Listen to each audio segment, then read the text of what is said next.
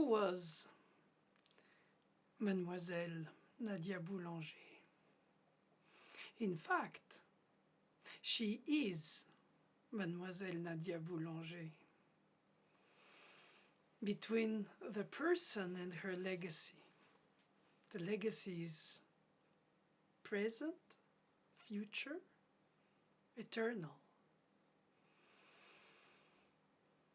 Her terrestrial life ended in 1979. I know, because I was there. She had a long life of teaching, plethora of students who went to study with her, and very few chosen disciples by her through her long life. And I'm the last one.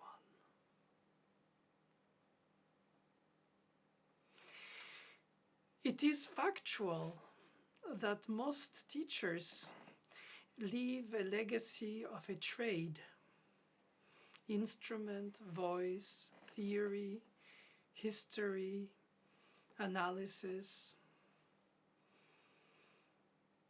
She transcended the trades of music while scrupulously applying the teaching of the rules of grammar of music. Ear training, solfege, harmony, keyboard harmony, contrapoint, fugue.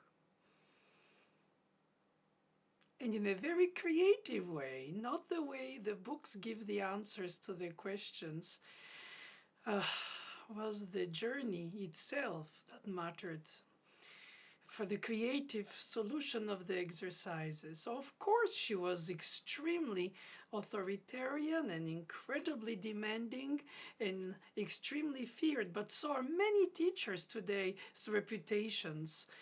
But I don't think Mademoiselle Nadia Boulanger is famous because she was ruthlessly demanding of herself and of her students.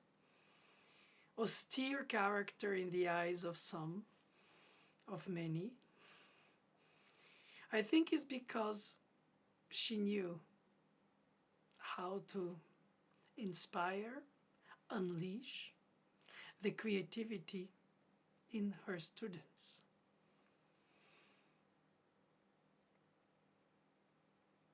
The ties that free,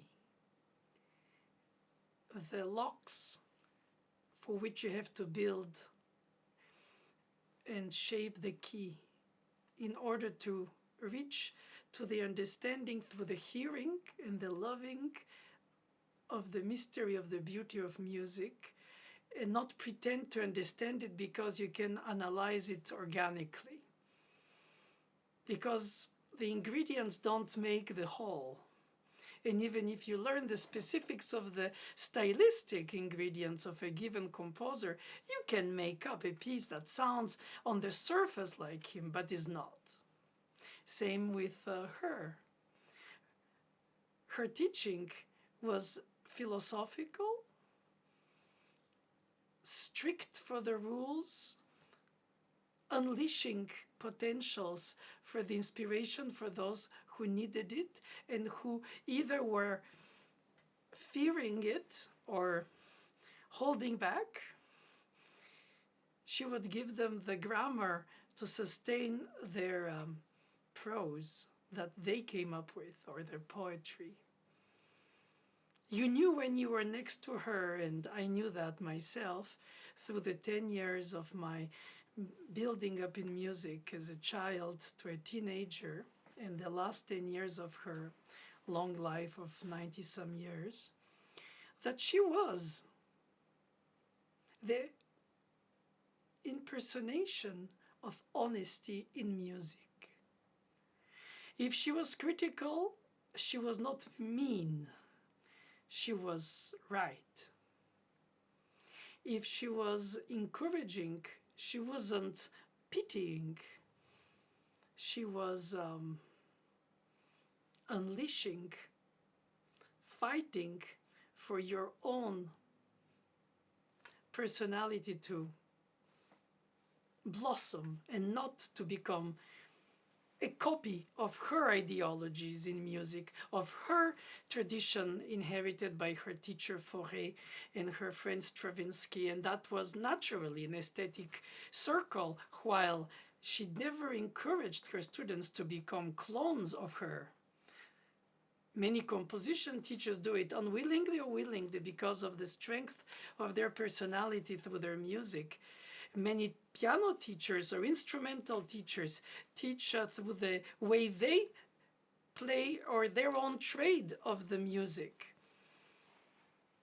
Of course, you can put aside the instrument or the knowledge of the know-how to organize the musical thoughts, and you go through treatises and books, and ultimately, she didn't provoke creativity where there wasn't a fertile ground for. She was unleashing it, in fact, by the original personalities of the diverse culture of group of students, all individuals who came to her. She was listening to their intuition, to their heritage in terms of the cultural and folkloric. She was not imposing hers. And she was expecting very much attention, very much concentration, and I say way more than all. She imposed it to herself and lived by example. You knew that when she encouraged you, it was worth it, and you believed in yourself. You knew it wasn't just to be pleasant. The price of that was the expectation that she had of you and that she built to have of yourself. And she put often in parallel the level of intuition, gift, and character and hard work and relentlessness. It's like when you would play a piano piece for her, she would say, don't play the first two bars with two tempi already. Decide on one and keep it. Same with the composition. Believe in yourself. It doesn't mean be stubborn. It doesn't mean not be open to different techniques. But ultimately connect the technique to what you have to say from your inner world. And she practiced the entrance into the inner world through the hearing, in depth, in layers, in polyphony, in contrapoint. She was hearing not surgically, but she was hearing in depth with her heart. She never said this piece is beautiful because, and then she gives a catalog of rules and things that make it possible. No.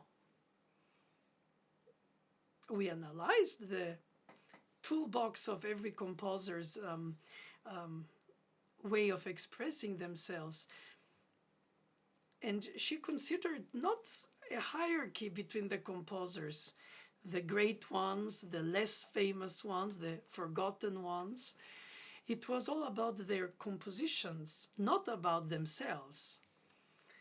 She valued the creation rather than the creator, thinking that we need to work when we analyze, practice, sing, teach, record the pieces.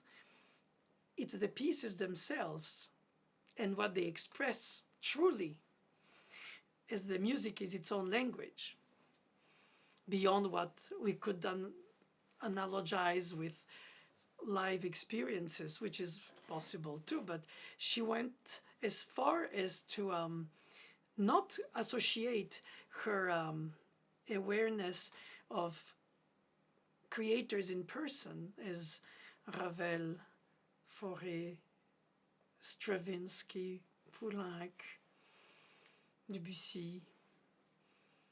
It was their works, the timelessness of their being, and the chosen disciples who stayed next to her for a longer time period than the passing ones, who are trying to catch something on the way between undergrad and grad, between grad and DM, who went to her like you go to a guru to make sure that you're on the right path of your life.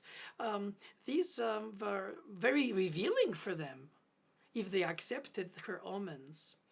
Some didn't, some, well, because it's tough to hear things that are true, regardless if you want to accept them or not. And she was not having any cruelty when she was saying it, but she was honest. I know it because she didn't make me gifts other than the most generous of those is to offer me her lessons 3 to 4 a week, 4 hours each, for 10 years. But within that frame, it was demand, expectation, attention, hearing, translating it through the neurons to the fingers, or writing before you touch a keyboard in order to immerse yourself in the texture of the piece, in the thought process of the composer, which makes you think outside of the box, while ultimately delivering it with the meaning of inside the box, not just because it's there and you recite it, trusting this or that edition, is because you enter in the detailed depth of the chosen note, the chosen pitch, the chosen rhythm, pulse, detail of articulation or suspension or delayed realization of a dissonance into a consonance, and that's through the time periods evolved as a concept. And she did not go chronologically in her analytical studies of works when I was there. It was more about analogies between the pieces as if they respond to each other in a mirror of time. Their original personality as well as their intemporal universality, and sometimes their surprising alikeness. It was not a game to try to prove anything about that or through that. It was the fact that we took respectfully an anonymous canon of Gregorian that can seem so simple and nude musically compared to a requiem by Fauré, which is inhabited spiritually and polyphonically and, well, elegantly, philosophically, with the expectation and acceptance of death. But in any case, it's the gestures of the intervals, the gestures of the melodic lines, the leaps, therefore the contrapoint, the elemental organization of the pitches and their creative combinations, responding or in parallel to each other to follow as many at the same time in their development through their blossoming melodic lines. I believe that I refer to Mademoiselle Nadia Boulanger because she is in me, since I'm her last disciple. And I observe how many people who passed by or didn't even pass by her teaching like to claim that they did. It's a general human trait to name drop. But that's fine. It proves how much she was attractive, even if not for the right reasons, for those who try to take advantage of having been in her presence few minutes, days, perhaps weeks, perhaps months. And I don't pretend any superiority for having stayed 10 years next to her until she died. It was just that I was there for the long term And I hope that even if at her age every day could have been the last, but it was planned by her to open this path of life across her 80s of age when she asked my father if she could teach me for the upcoming 10 years at that point when I was 8 and she was 84. Is that when she mentioned that, she had a view with expectation of intensity every day, week, no vacation, no Sunday. Because she wanted to take the time that it takes to absorb the innuendos of musical gestures, the forbidden inharmonic progression exercises for correct voice writing, and then playing if you do it on keyboard harmony in real time, as well as the capacity to absorb the importance of the pulse in music through ages and styles and time periods, assigning a very great importance on the weak beat, or called so, before the downbeat, or called so strong beat, which she ideologically dismissed as strong, or at least she considered it as a rebouncing element of energy for creating this perpetual motion bar after bar, which anyway, when you hear the music, is not meant to be heard. The bars are to be read. They organize the structure of the page for the orchestra scores, but they're not to be heard. The phrases are 4, 8, 12, 16 bars, and who knows other. But nevertheless, she insisted on the importance to sustain the weak beats in intensity and rebounds on the strong beats, creating a perpetual motion. The attention given to hearing the middle voices, for instance, the viola in a quartet without score. Writing scores that you will play by copying them and from memory without the keyboard as the only, for pianists, muscular memory approach, but also the knowledge of the piece. Of course, all these things are easy to say and difficult to apply because it depends the degree of involvement for each student at whichever level of their path in music and the knowledge of the depth of the material they were next to her. It was discouraging for some who thought, oh, it's too late for me to start from this sort of, say, basic but deep, revealing scope of knowledge of the music, of hearing of the music, of reproducing the music by immersing myself into the layers of it, into the matrix. You know, that is why I think that Nadia Boulanger, Mademoiselle Nadia Boulanger, is, at least her teaching principles are, not were. I see that with my students, and I see that with the way I have my path in life in music is shorter than hers so far, but I've already noticed that companionship with the pieces, which is a mirror of truth, reveals in you and stops you from even attempting to fake. And I find that the superficiality of today's music world, where everybody has to blossom fast, be marketed quickly,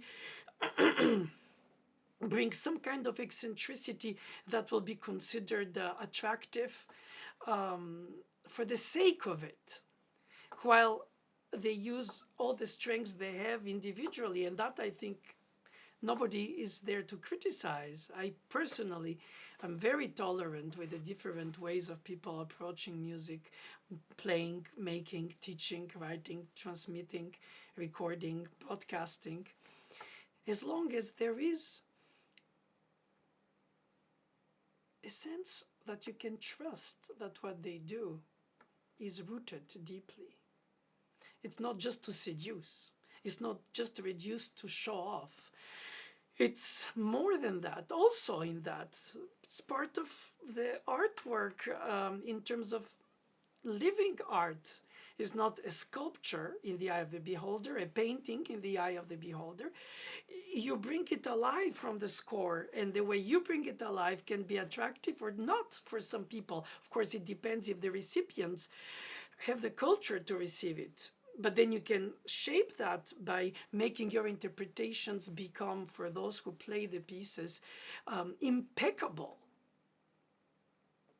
in their honesty, as well as their studied knowledge.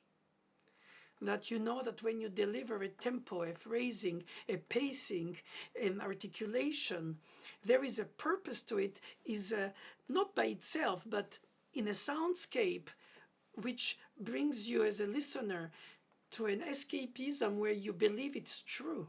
It's like dreams. While you dream, they are real. And I think the daydreaming moment when a musician is transmitting to you some text into bringing it alive, through this artist, you absorb the piece more than by the text itself. Even if you can read it, which most can't, because it's not taught unless the trade of music is taught. So therefore, if a performer, an interpreter, which means literally translator, becomes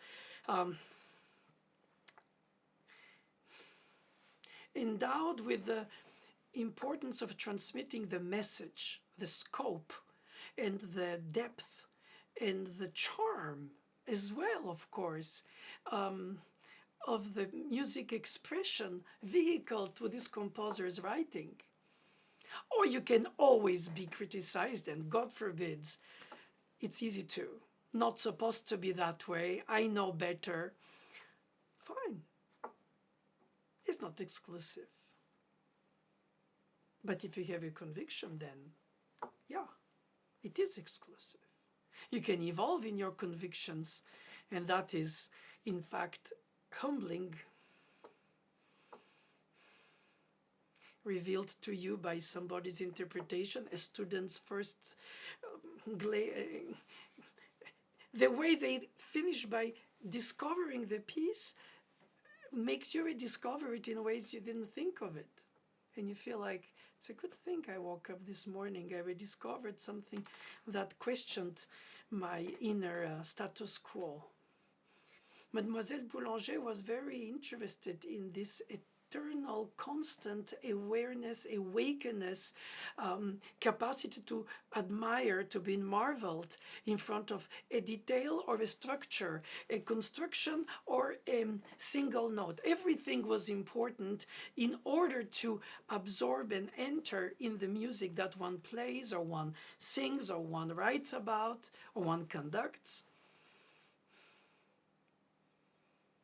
I think that because most people know a name as hers, that some people use in their curriculum, that she was sort of an universal teacher who taught to thousands of students for almost 70 or 80 years of her long life. And it appears a bit, understandably, for the younger, newer generations, nebulous. What was she as a person? What is her teaching? That's why I make that difference since the beginning of her being that was and her legacy that is. And for the fact that through the literal thousands of students for the decades who came by her to search for something that corresponded in their path in music at different, let's say, seasons of their own lives, in turn she chose the very few to whom she gave so much by choosing them to be their disciples. of hers, not of theirs, obviously, her disciples. In turn, I also have disciples. It's quasi-single rather than plural. And I think it's because it takes two to tango, as they say a little bit vulgarly, meaning it's not only the teacher who dispenses some kind of magical knowledge that anoints the students who come to receive the revealed truth. No, that's not a cult. Mademoiselle Boulanger was not at all like that as a person, and her teaching is not like that.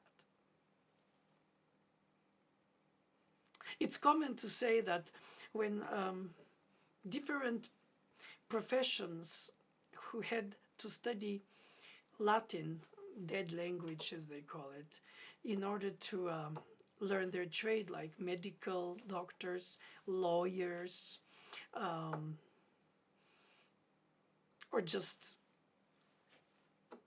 art curious writers, that knowing Latin is not a language to speak, it's a way to understand the universe of the knowledge that they, and the scholarship that they have and they carry. And that they recognize each other when they talk from intellect to intellect, regardless of their different trades in life. And I think that being a Mademoiselle Boulanger student creates this kind of line that connects the musicians among themselves, for those who have studied with her, even if briefly, let less the few disciples who have gone through a long cycle of her patient but everyday demanding exploration of music through yourself, for and by yourself. So that you know that you approach the other with respect, especially when you transmit, with expectation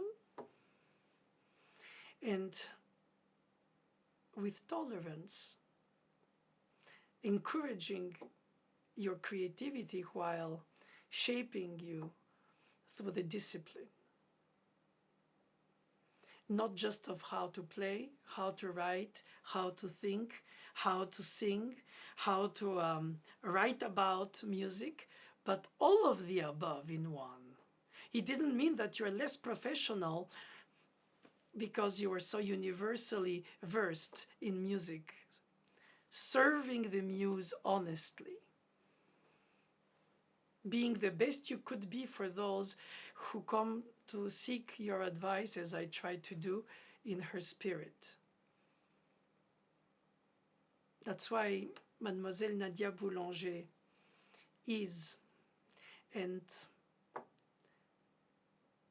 beware that when some people try to find very superficial connections to be attractive, to some analogies for her teaching, they're not describing her or her essence of life, serving music and musicians.